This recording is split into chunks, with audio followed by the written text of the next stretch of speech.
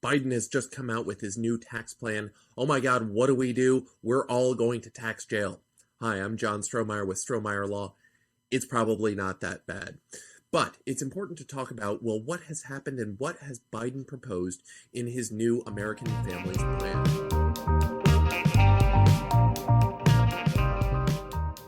At least as far as estate tax goes, for right now, there's nothing that's changed.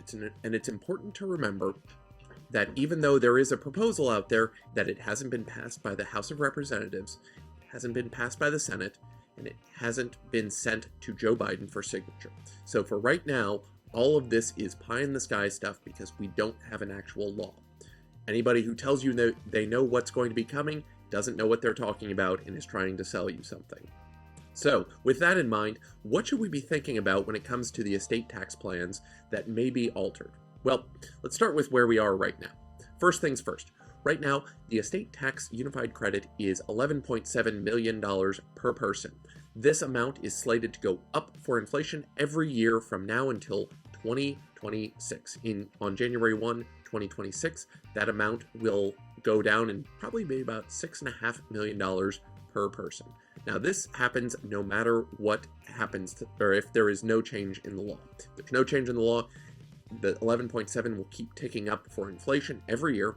It'll probably be about $12.5 million or so in 2025.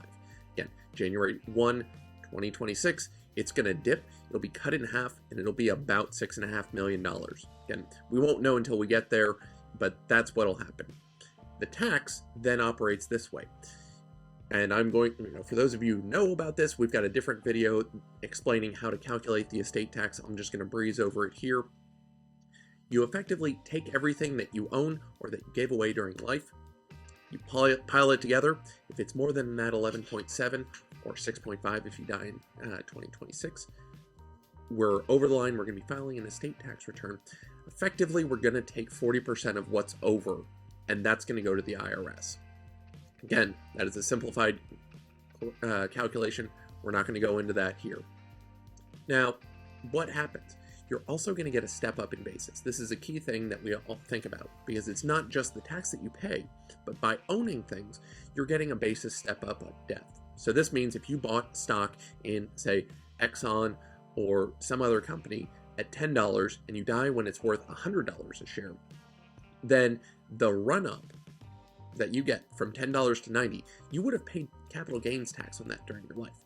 Instead, you're going to get that for free. And so if you own it at $100 the day before you die and you bought it at 10, you could have sold it, you would have paid capital gains tax on that 90. If you die owning it, it goes on to your beneficiaries or your heirs. They receive it at $100 and sell it the next day for $100. They're only going to pay tax on $0. 100 minus 100, $0, no tax. That is a great tax benefit from owning things. Well, that's one of the things we think about, and that's how we're thinking about tax planning. So the game is you want to give away the things that you think are going to go way up in value and you're going to be beyond the ability of your estate to pay for it. You want to kind of give away the things that may go up too much. You may want to hold on to some of those things that may go up too much. Why? Because you're going to get the basis run up. Again, it's kind of tailored to what you own. So there have been a number of proposals out there. Bernie has suggested that, and has proposed and has entered legislation reducing the estate tax credit down to $3.5 million a person, and the gift tax credit to $1 million per person. Now, this is different than what we have now because right now it's unified between the estate and gift tax. So if you use up the gift tax during lifetime, then there's less available for your estate. So if you have 11.7, if you make $2 million in lifetime gifts, you've got 9.7 left on your death. So Bernie's basically making a massive cut to what's available and what you can be taxed at. And you can hold on to up to $7 million, possibly make $1 million in gifts. That's still a lot of assets and it's well beyond most people. You're really bringing the estate tax into a larger swath of people. What Bernie's plan didn't do. One, it did not repeal the step up in basis. That's still there. If you die owning stuff, you get the free run and the free basis. step two, or thing two, that Bernie's not doing, his proposal has it being that new law being effective on January 1, 2022. He did not try and make it retroactive. There were a lot of commentaries, a lot of people out there saying, oh my God, they could make it retroactive. They could potentially make the new tax laws retroactive. Bernie didn't do that. Let's think about this. Bernie took potentially his best shot. He probably pushed the envelope as far as he thought he could go. And even though it may be constitutional, he's not, in his own proposal, asking for it to be retroactive. I think this is something that a lot of people skip over. We want to make sure that we remember, this is still reality-based. Bernie didn't want to make it retroactive. I'm not saying the intellectual arguments that people had about retroactivity are useless, but when it comes down to practical tax planning, it wasn't even proposed. So let's keep that in mind. We're probably not going to see that. The other tax proposal that was out there that wasn't part of Biden's plan was Warren's wealth tax. And her tax was a new tax. It's not the estate tax. Instead, it was a wealth tax. If you own more than $50 million worth of stuff, she wanted 2% of that to go to the government every year as just a toll for owning too much stuff. Now, these taxes have been imposed in the past, and they've proved to be unadministrable. Basically, it's too hard to administer. It doesn't matter that you think you can do it. Just because you put it into law, it proved to be too much of a burden, and countries that have imposed this before have not had a good chance, or have basically repealed it because they couldn't make it work. Just practically, they couldn't get this done. So I really don't see that happening. Frankly, Bernie's proposal of bringing things down has a much better chance of passing. Warren is imposing a brand new tax.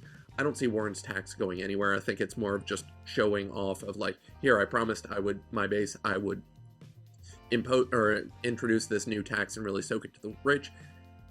I don't think it's going anywhere. Bernie, I think there's a reasonable chance that something like that could happen, but until we get further down the line, who knows? So that brings us to Biden's plan. He has proposed a couple of things. One, he's raising the long-term capital gains rate for folks who make over $400,000. The other thing is he's layering on a brand new tax, and this is effectively a capital gains at death tax. So the estate tax, he didn't touch. It's going to stay at 11.7. It'll come down to 6.5. Why? He hasn't changed anything. The step up in basis, that seems to still be there, but here's the thing. Unrealized capital gains are going to be recognized. Death is going to be treated as a recognition event. So you're going to get that step up in basis, but you're going to pay for it. So everything will probably effectively be stepped up to fair market value. Why? Because when you die, you're going to be treated as having sold all of your capital assets for fair market value on the date of death, and then you will pay tax on that. And if it's too much, then you will send that off to the government, 43 or 6% or whatever they've come up with. This is a lot. This is a brand new tax. It's going to require that people be able to recognize all these gains. Now, what are they doing to offset this? Because a lot of people don't have millions of dollars. They may have a couple $100,000. Well, there are two things to think about. One, there is a $1 million offset, meaning you can offset capital gains for your stocks up to $1 million. So if you have $1 million in gain, which is very possible, if you've been saving on a regular basis, you may have long run up in gains because you've been saving your entire career. So you'd have $1 million that you can protect. The second thing to think about is that you also, and it appears to be part of the plan, that, as you may know, when you sell your primary residence, you can exclude up to $250,000 of gain from that sale, or $500,000 if you're married. It's not clear exactly how this will work out, but essentially, a married couple could exempt $2 million in gains, and then another $500,000 for the sale of their house. This allows people to avoid a lot of gains, or a lot of tax on those gains. What does this end up meaning in terms of planning? Well, for right now, it doesn't look like this is moving. Of course, it is May 5th.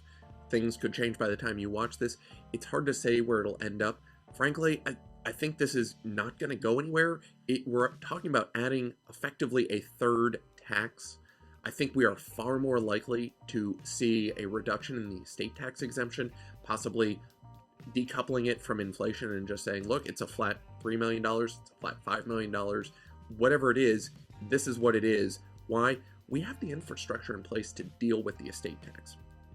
Having, on the other hand, another tax, because Biden's capital gains at death tax, I mean, this functions like the Canadian tax, where they have a mark-to-market tax where they're recognizing gains, and it's probably where they got it from. They said, oh, Canada already does this, we're just going to impose a new tax and just deal with it that way. Well, I think just adding one more tax to deal with, you're asking the IRS to deal with one more set of returns. Frankly, I think that's going to be too much. I almost consider this something that is maybe a proposal to make reducing the estate tax seem, or the exemptions seem much more palatable. Like, he pushed as far as he could. Hey, Bernie's making it a lot easier. We're not trying to raise and tax all the gains. You still get your basis step up. So in terms of the three proposals out there, I'd call Warren's the most pipe dream, least likely to occur. Biden's capital gains at death, there's a chance, but not likely, just because it's talking about an entirely new tax that's being layered on. And then Bernie's plan to basically just lower exemptions but keep the same basic system in place, I think that one's the most likely to happen. What do I know? My crystal ball isn't really good. Time will tell. We'll come back to this in 6 months, and 9 months, and a year, and you can all make fun of me when I got it really, really wrong. Hey, thanks for watching. I hope you got something out of this video. We've got a lot of other great videos on the site.